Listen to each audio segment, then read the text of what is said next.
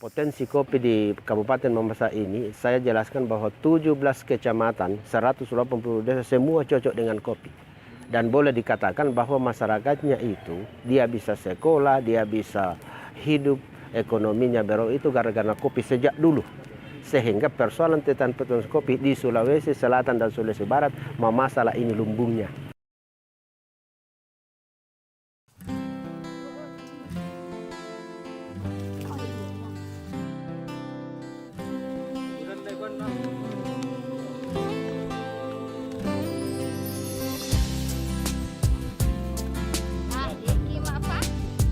Ya, karena di sini memang mayoritas petani, jadi kita juga termasuk petani kopi.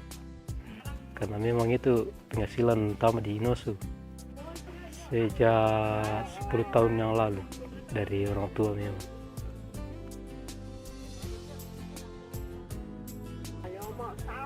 Ya, karena kita mau sekolah tidak ada uang, jadi petani saya. Banyak sekali.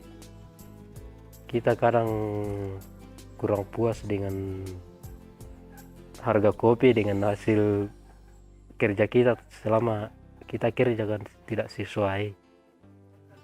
Lebih banyak waktu kita lakukan bekerja dibanding dengan harga kopi yang cuma segitu. Video kayak tuh.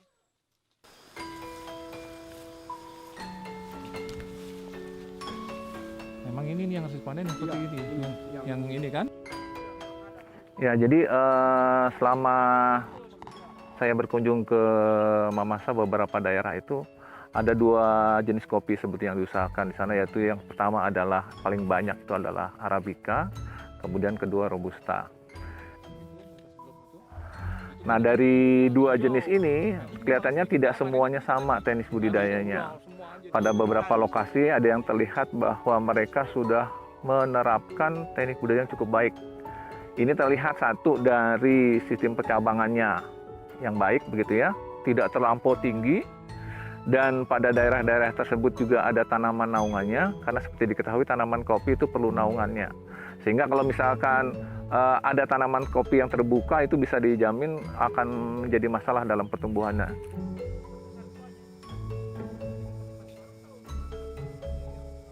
Nah, kemudian dari segi panen kita nemukan juga ada beberapa petani yang sudah benar-benar panennya itu memilih buah-buah yang memang masak benar, yang berwarna merah. Ini salah satu hal yang sangat menarik dan saya juga cukup surprise karena jarang sekali petani yang mengambil buah kopi itu memilih.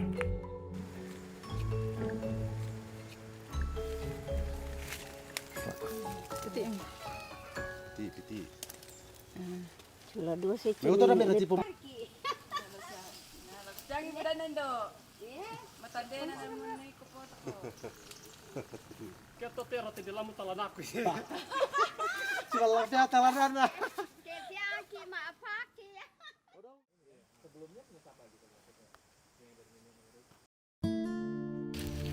aku pergi udah makan.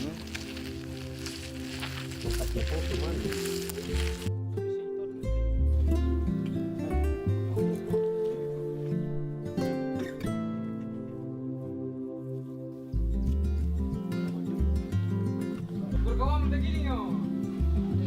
Bom juga ingin nonton ya.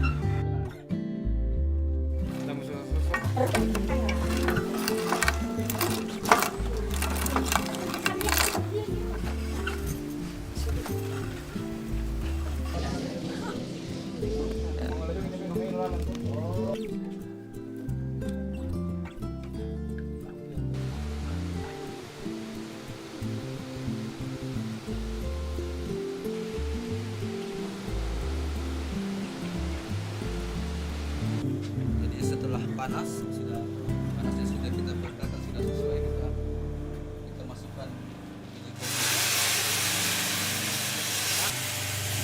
biji kopi. Diangkat naik, posisi naik. Ya, gini kan. Ini sudah jalan 3 tahun sekarang ini.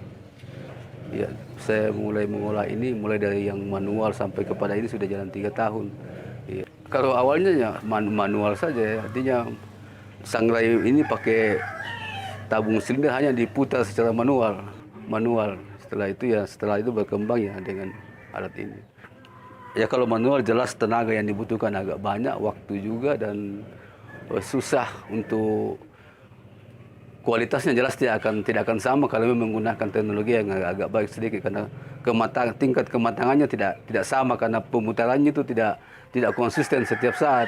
Jadi mungkin ada yang agak hangus, masih ada yang agak kurang matang begitu, kurang masak, sehingga tidak konsisten. Jadi kualitasnya juga pasti agak kurang baik.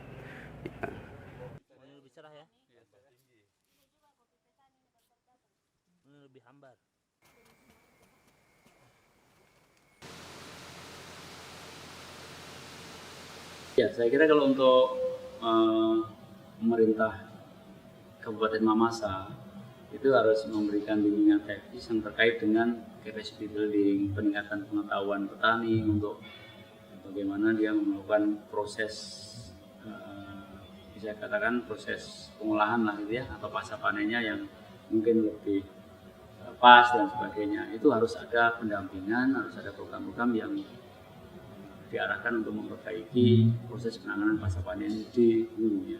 Ya, untuk yang di hilir mungkin lebih pas untuk dilakukan oleh mungkin KUD atau mungkin kelompok tani atau mungkin ada investor yang mau masuk ke sana.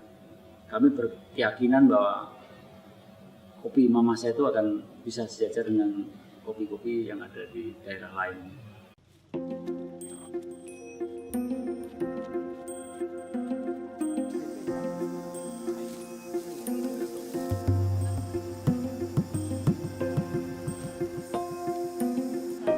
Mau ke pasar.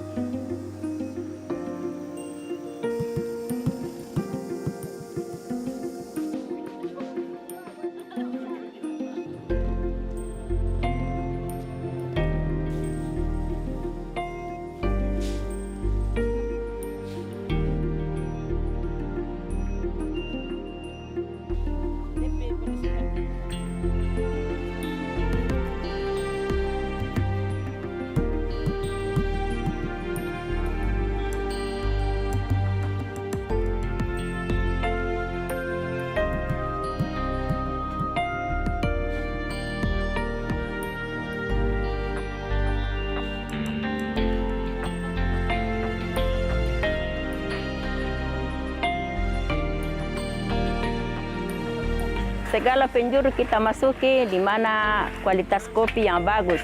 Yang tidak bagus dititip, tidak diambil. Kita pilih yang kualitas yang bagus.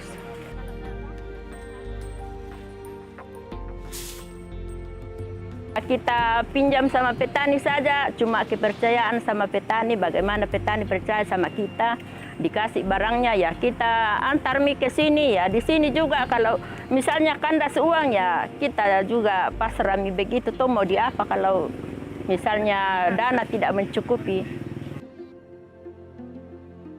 Ya dari kita, cara kita untuk melayani petani, bagaimana untuk menyenangkan petani supaya barangnya ke kita. Bila kita kasar 1 sen pun barangnya dia tidak akan kasih sedikit pun.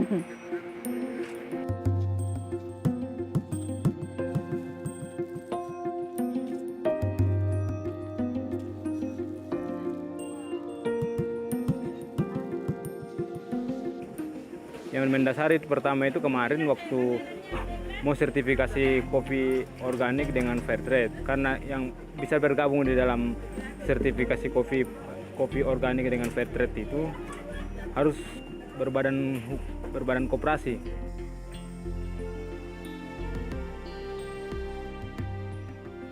Kalau untuk saya, kalau kopi green bean itu sampai biasa kalau ini 100 ton lebih per tahun, ada 200 ton. Mungkin tahun ini mungkin saya target sampai 300 ton karena ini kan lagi panen banyak untuk saya sendiri.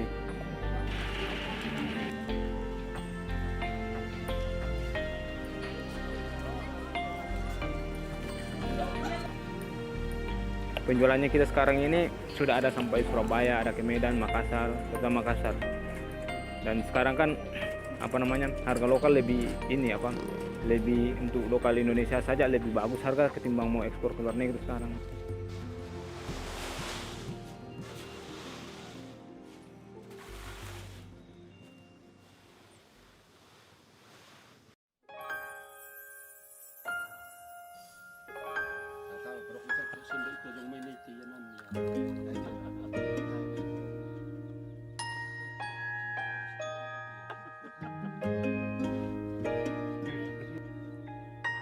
Karena aromanya mantap,